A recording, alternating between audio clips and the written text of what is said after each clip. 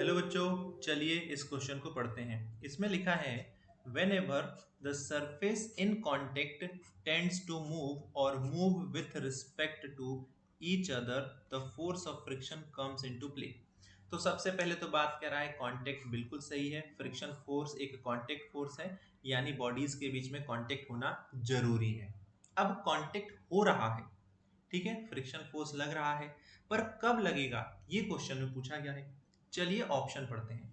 Option A कह रहा है only if the objects are solid. क्या हमने सिर्फ सॉलिड के केस में फ्रिक्शन पढ़ा है? जी नहीं, बिल्कुल नहीं, ये गलत हो जाएगा। Only if one of the two objects is liquid. जी नहीं, अगर ऐसा होता तो हम रोड पर चल नहीं पाते, कैरम नहीं खेल पाते, ठीक है, हम लिख नहीं पाते, क्योंकि यहाँ पर लिक्विड नहीं है एक ऑब्जेक्ट, ये भी गलत है। Only if one of the to object is gaseous, ये भी गलत हो गया। अगर यहाँ पर मैं इस वक्त लिख रहा हूं तो मेरे पेन और जो पैड है ये दोनों सॉलिड है, गैसियस नहीं है, तो ये भी नहीं होगा। Irrespective of whether the objects are solid, liquid and gaseous, जी हाँ बिल्कुल सही है। यानी फ्रिक्शन सॉलिड में भी लगता है, लिक्विड और गैस में भी लगता है, जिसे हम कॉमन रूप से क्या कहते हैं, फ्लूइड कहते हैं। यानी लिक्विड और गैस को कॉमन नाम दिया गया है फ्लूइड।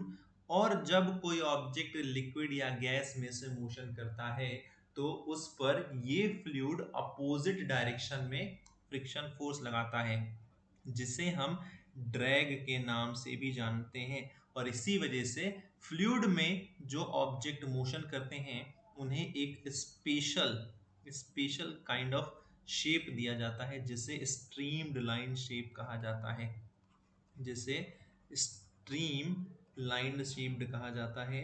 और इस वजह से ये क्या करते हैं, स्ट्रीम लाइन शेप जनरली क्या होता है, स्ट्रीम लाइन शेप मैं बता देता हूँ। ये आगे से थोड़ा ऐसे पॉइंटेड होते हैं, नुकीले होते हैं, ताकि इनके ऊपर से जो एयर है, जो लिक्विड है, वो आसानी से पास हो जाए और लगने वाले ड्रैग को कम कर दें।